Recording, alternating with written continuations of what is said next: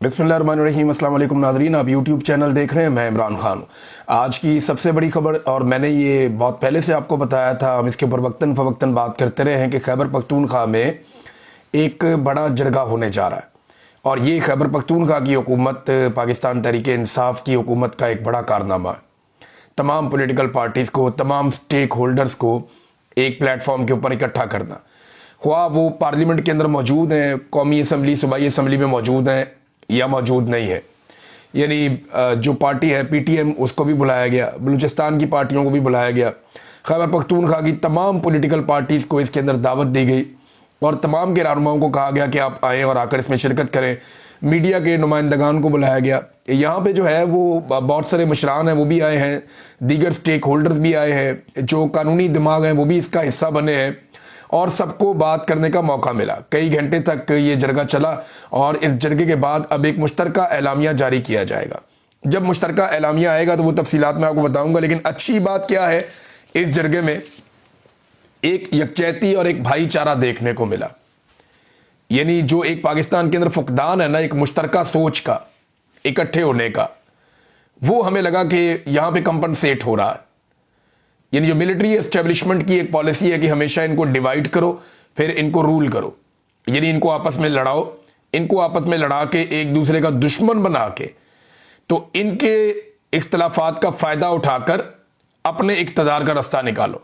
ये military establishment का तरीक़ाकार है। लेकिन पाकिस्तान तहरीक-ए-इंसाफ ने बदतरीन फस्तायत झेलने के बावजूद वो 25,000 बंदा इस पॉलिटिकल पार्टी का जेलों में डाल दिया।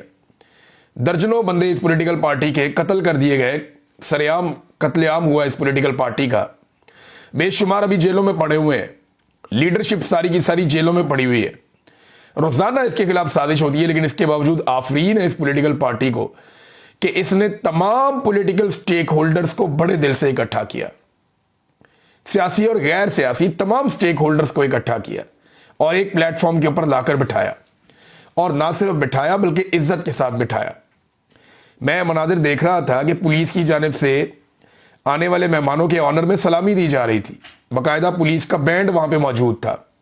जो भी वफद पहुँचता था उसको पहले एक स्टेज पर ले जाते थे, वहाँ पे उन्हें सलामी दी जाती थी, गार्ड ऑफ ऑनर दिया जाता था। उसके बाद उन्हें ले जाकर जो है वो जरगा वाले हॉल में बिठाया जाता था। ऐसे शानदार इंतजाम किए गए, ऐसी इज्जत अफजाई की गई है। सारी पॉलिटिकल पार्टीज ने सबसे वहाँ पर बात की और जो स्टेज सेक्रेटरी थे वो मुस्लिम लीग नून के थे। आप अंदाजा कीजिए, क्या ये मुमकिन है कि मरियम नवाज एक प्रोग्राम करे लाहौर में और स्टेज सेक्रेटरी जो है वो पाकिस्तान तहरीक-ए-इंसाफ के बंदे को लाकर बना दिया जाए? कभी नहीं हो सकता। या मुराद अली शाह करे वहां पे सिंध के अंदर और PTI को हुआ तो PTI का झंडा ही नहीं उठाने देते, बात ही नहीं करने देते। और एक और अच्छी चीज ये है कि तमाम की तस्वीरें लगाई गई हैं इस जरगे के मेन पेज के ऊपर। जो इसका बड़ा पोस्टर है, जो बैनर है इसके, उसके ऊपर तमाम पॉलिटिकल पार्टीज या स्टेक होल्डर में मैक्सिमम की तस्वीरें लगाई गई हैं और कहीं पे भी इमरान खान की फोटो नहीं लगाई गई। यानी ये सारा मामला पॉलिटिकल नहीं था, ये सारा का सारा मामला पाकिस्तान के लिए था और पाकिस्तान के सारे स्टेक होल्डर्स को इकट्ठा करना था। अब एलामिया क्या आता है वो मैं आपको बाद में बताता हूं, मुश्तरका एलामिया होगा। लेकिन वहां से आवाजें किस तरह की आई, यानी ANP के इफ्तिखार अहमद साहब ने कहा जी कि थोड़ा 5 मिनट वक्त कम है, मुझे ज्यादा वक्त चाहिए, तो उन्हें ज्यादा वक्त दिया गया कि आप ज्यादा वक्त बात करें।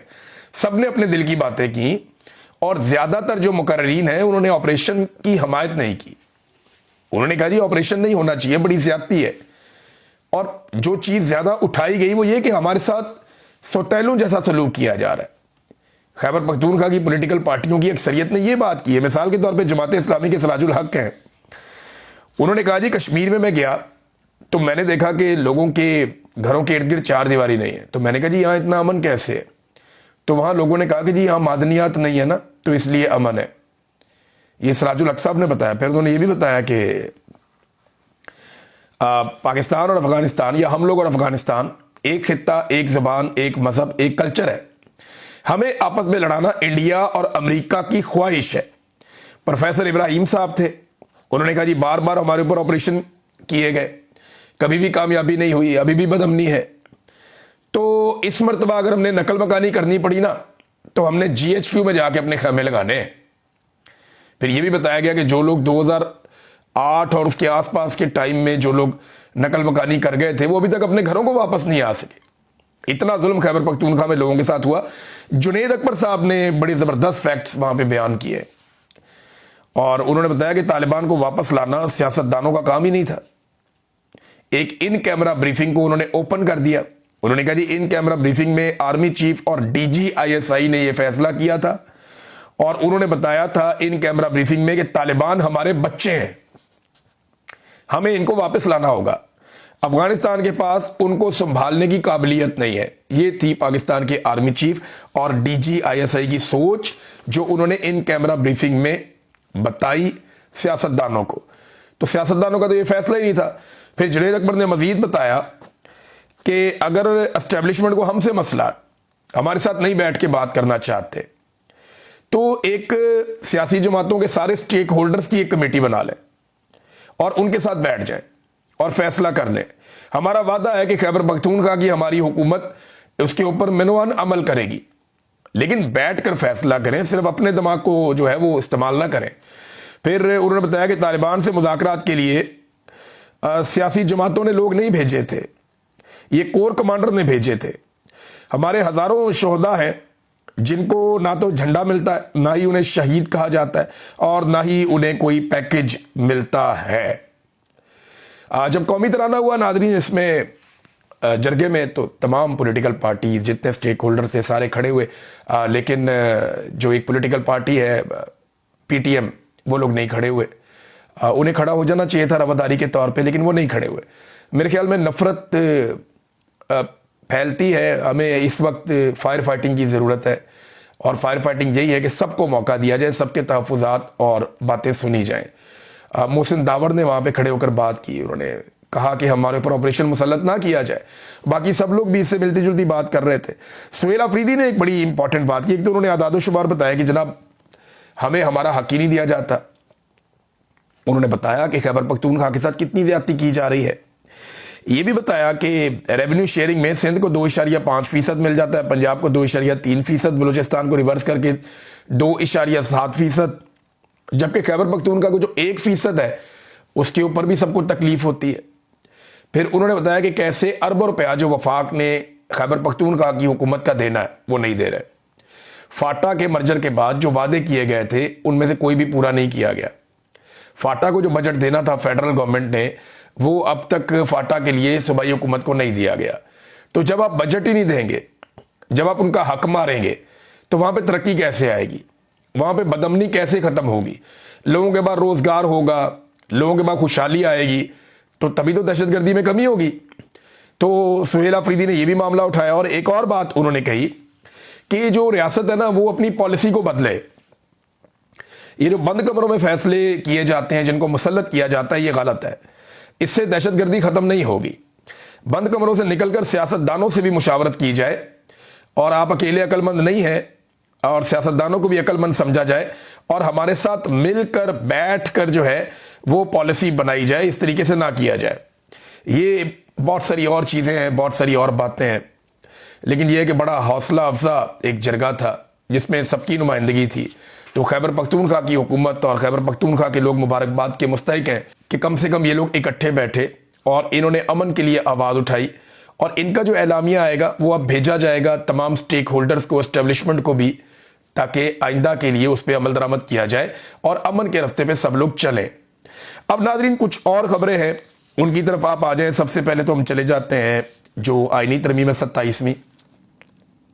एक तो उसमें खबर आ रही है, बहुत सारे सहाफ़ी ये बात कर रहे हैं, हुकूमत से सवालात भी किए जा रहे हैं और ख़बर ये आ रही है, जो दावा किया जा रहा है कि 27वीं आईनी तरमीम जो सेनेट से पास करवाई गई है उसमें कोई टेक्निकल ग्लिच रह गया है। अब उसमें अलग अलग किस्म की लोग बातें कर रहे हैं। कोई कह रहे हैं जी आर्टिकल 6 को अभी छेड़ा जाएगा, कुछ लोग कह रहे हैं कि कुछ लफ्ज़ जो उसके अंदर आईनी अदालत का शामिल करना था वो उसमें शामिल नहीं है। कुछ लोग कह रहे हैं कि सिकंदर सुल्तान राजा को और काजी फायद ईसा को मौत पड़ी हुई है कि जनाब हम तो फंस जाएंगे, हमें तो कोई इस्तिस्ना भी नहीं है, तो आर्टिकल 6 लग जाएगा कल को। तो हर एक का अपना अपना कहना है, अपनी अपनी खबरें लोग दे रहे हैं, लेकिन ये सब लोग कह रहे हैं बहुत बड़ी तादाद में, हुकूमत अभी तक इससे भाग रही है कि ये तरमीम वापस सेनेट के अंदर लाई जाएगी और दोबारा सेनेट के अंदर वोटिंग करवाई जाएगी। अब मसला यह है कि एक और कौन सा ऐसा सेनेटर है जो बेनकाब होने वाला है। इरफान सिद्दीकी साहब का तो इंतकाल हो गया, पहले नंबर पूरे करवाए थे, एक सेनेटर आ गया था फजल रहमान की पार्टी से, उन्होंने अपनी पार्टी से निकाल दिया। वो ऐसा आदमी है कि उसने इस्तीफा भी नहीं दिया, वो तो चलो दोबारा आके वोट डाल देगा। लेकिन एक सैफुल्ला अबरू, ये पीटीआई का सेनेटर था, इसने आसिम मुनीर की खातिर जाकर वोट डाल दिया और वहीं पे खड़े होकर इसने इस्तीफा भी दे दिया।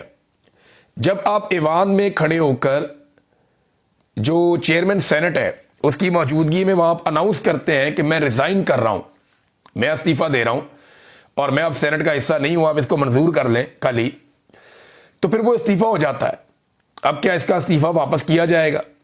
क्योंकि एक मरतबा तो सैफुल्ला अबरू साहब ने जो है वो ये कार्रवाई डाल दी है, लेकिन क्या वो दोबारा जाके फिर से वोट डालेंगे, उनका इस्तीफा वापस किया जाएगा, या चेयरमैन सेनेट खुद वोट डालेगा? अब नंबर तो पूरे कर दें, देखें कोई एक नया बंदा गंदा करते हैं या पुराने बंदों को दोबारा इस्तेमाल करते हैं, ये पता चल जाएगा अगर इनको दोबारा ये तरमीम करनी पड़ी तो। नाज़रीन, मुफ्ती तकी उस्मानी ने ये जो एक स्टेटमेंट दिया है ना, इससे मुसीबत पड़ गई है पाकिस्तान की एस्टेब्लिशमेंट को, और वो परेशान है कि अब करें क्या, क्योंकि गैर शरई उन्होंने करार दे दिया है, एक गुनाह उन्होंने करार दे दिया इस अमल को कि किसी शख्स को, चाहे वो सिपा सालार है, उसे इस्तिस्ना दे दिया जाए ताहयात। ये बड़ी वाहियात बात है। तो उन्हें ये पसंद नहीं आई और उन्होंने कहा जी इस्लाम के मुताबिक भी नहीं है, उन्होंने इसके ऊपर स्टेटमेंट दे दिया। तो एस्टेब्लिशमेंट को मुसीबत पड़ गई है कि ये तो एक बड़ी क्लैरिटी के साथ पाकिस्तान का सबसे बड़ा आलम दीन है, उसने खड़े होकर ये कह दिया, उसका ये स्टेटमेंट आ गया कि इस गुनाह के अंदर पार्लियामेंटेरियन अपना हिस्सा ना डालें, हमारी शरीयत के अंदर किसी को ताहयात इस्तिस्ना नहीं है। इससे पहले जो सदर को दिया हुआ था वो भी गलत था, तो अब ताहयात ले रहे हैं और आर्मी चीफ के लिए भी ले रहे हैं। लेकिन इंटरेस्टिंग बात यह है कि मुफ्ती तकी उस्मानी की हमायत में पाकिस्तान के उलमा इकराम बोल नहीं पाए, कोई भी आलम दीन जुर्रत नहीं कर रहा और बात नहीं कर रहा। खासतौर पर मुफ्ती मुनीब बिल्कुल नहीं बोला, जो सरकारी मौलवी है। ताहिर अशरफी एक जुमला नहीं बोला। ताहिर अशरफी को बोलना चाहिए था, बताना चाहिए था कि क्या शरीयत के अंदर इस बात की इजाज़त है या नहीं है। ताहिर अशरफी को खुलकर बोलना चाहिए था, सामने आना चाहिए था, क्योंकि यहाँ पे उसकी रहनुमाई दरकार है कौम को, और वो एक सरकारी मौलवी के ओहदे पे बैठा हुआ है, तो उसको बताना चाहिए कि पाकिस्तान के आर्मी चीफ को ताहयात इस्तिस्ना देना शरई नुक्ता नज़र से दुरुस्त है या गलत है। मुफ्ती मुनीब ने भी इसका कोई जवाब नहीं दिया, फजल रहमान भी इसके ऊपर चुप है, बल्कि वो पाकिस्तान से बाहर निकल गए। तो अब देखते हैं क्या होता है। बहरहाल मौलवी जो है वो फंसे हुए हैं, अगर वो ये स्टेटमेंट देते हैं तो एस्टेब्लिशमेंट की तरफ से सख्ती आएगी, और अगर वो स्टेटमेंट नहीं देते और सच नहीं बोलते तो लोग उनको कहेंगे जनाब आपने जब कलमा हक बोलने की बात आई जालिम हुक्मरान के सामने तो आपने सर झुका के सजदा कर लिया। तो मुफ्ती तकी उस्मानी ने कम से कम बात की है, उम्मीद करता हूं कि वो अपनी बात वापस नहीं लेंगे। नाज़रीन, जाहिद गशकोरी साहब हैं जर्नलिस्ट, और उन्होंने एक स्टेटमेंट दिया है, एक उनका खबर उन्होंने जारी की है अपने ट्विटर हैंडल से। तो मैं वो खबर पढ़ रहा था, मैं चाहता हूं आपको पहले एज इट इज में पढ़ के सुनाऊं। ये पार्लियामेंट को कवर करते हैं, तो वो कह रहे हैं जी 2007 से पार्लियामेंट को कवर कर रहा हूं, मेम्बरान में कभी इतनी मायूसी और बेबसी और गुस्सा नहीं देखा। मेम्बरान, हम रिपोर्टर से पूछते हैं इस 27वीं तरमीम में अवाम के लिए क्या रखा है। यहां पिछले 5 दिन में कम से कम 37 मेम्बरान से मिला हूं, दर्जनों अफसरान गैर मुल्की ऑब्जर्वर्स को मिलना हुआ। सब यही कहते हैं कि इस मुल्क के बड़े अवाम से इतने दूर हो गए हैं जितने 2003 में जनरल मुशर्रफ से, जिन्होंने 17वीं तरमीम पास करवाकर सारी ताकत अपने पास रख ली थी, और फिर 7 साल बाद सदर पाकिस्तान की पार्लियामान को ख़त्म करने की ताकत को 18वीं तरमीम में उड़ा दिया गया। अब यहाँ पार्लियामान के ऐवानों में मेम्बरान जिनका ताल्लुक तमाम जमातों से है, यही बहस करते हैं कि आखिर ताहयात इस्तिस्ना कितनी देर चलेगा।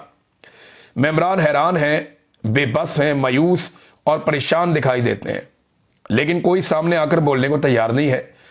एक खातून सेनेटर ने बताया कि यहां ऐसे लगता है कि कुछ बड़ा होने वाला है, जिसका सबको इंतजार था।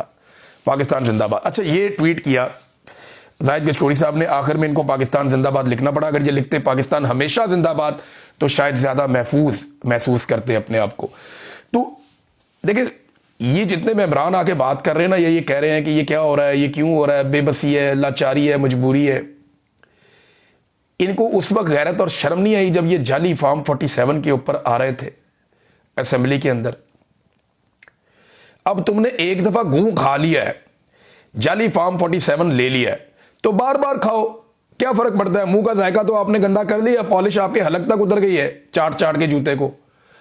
तो अब आपको ये करना पड़ेगा, इस तरह की तरमीमें और इस तरह के मुंह काले आपको बार बार करने पड़ेंगे। और अगर इतनी गैरत उठ रही है इन अराकीन के अंदर, यानी 37 से तो हमारे भाई ने जाहिद गिशकोरी साहब ने बात की है, अगर इतनी गैरत उठ रही है तो इन 37 में कोई 7 भी ऐसे नहीं है जो कहें जी हम रिजाइन दे के जा रहे हैं।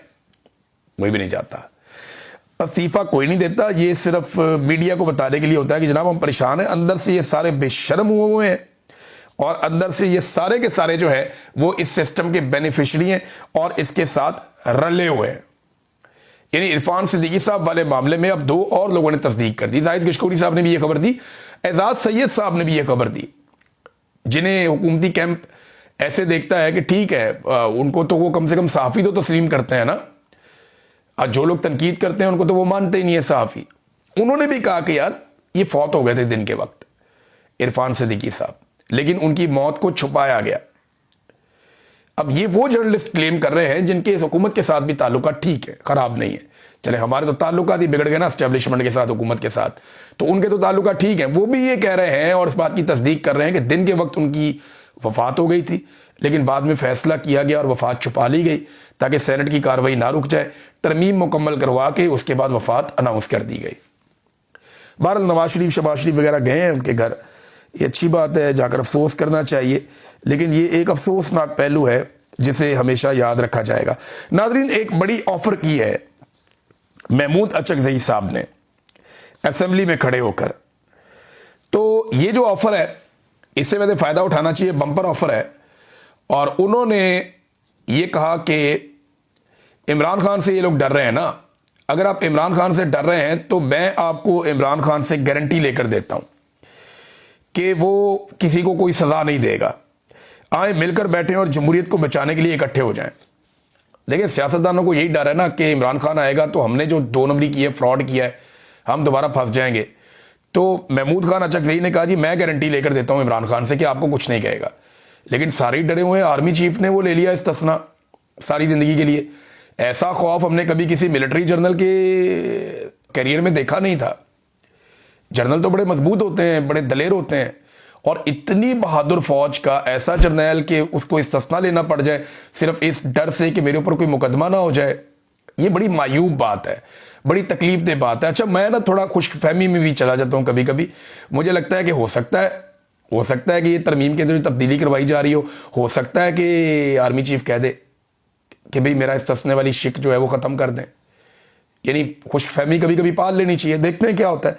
बहरहाल ये इमरान खान साहब का खौफ तो इनके सर पे सवार है, और इसमें एक जो स्टेटमेंट है वो चौधरी निसार साहब का भी आया। चौधरी निसार साहब का एक प्रॉब्लम है, वो हमेशा देर कर देते हैं। जो भी काम करना होता है देर से करते हैं, जब उनका वक्त होता है उस वक्त वो काम नहीं करते, जब काम का डंग निकल जाता है ना तब वो काम करते हैं। वो ये कहते हैं 27वीं तरमीम इमरान खान के डर से की गई है। जिस बात का डर है वो मुझे मालूम है, लेकिन मैं अभी बता नहीं सकता, मुनासिब वक्त पर बताऊंगा। चौधरी निसार, ये खबर जो है ये कामरान वहीद साहब ने ये खबर जो है वो दी है, और उन्होंने इसके बारे में दावा किया कि चौधरी निसार अली खान साहब ने ये बात की है। नाज़रीन, आखिर में 27वीं आईनी तरमीम के हवाले से मैं आपको पढ़ के सुनाता हूँ। पाकिस्तान तहरीक इंसाफ ने एक ताज़ियती बयान जारी किया है, तो बड़ा इंटरेस्टिंग है। वो लिखते हैं जी, पाकिस्तान तहरीक इंसाफ का ताज़ियती बयान बढ़ाए इंतकाल आईने पाकिस्तान, कि आइन मर गया 1973 का, हम उसके ऊपर जो है वो एक ताज़ियत जारी कर रहे हैं। वजह इंतकाल खौफ इमरान खान।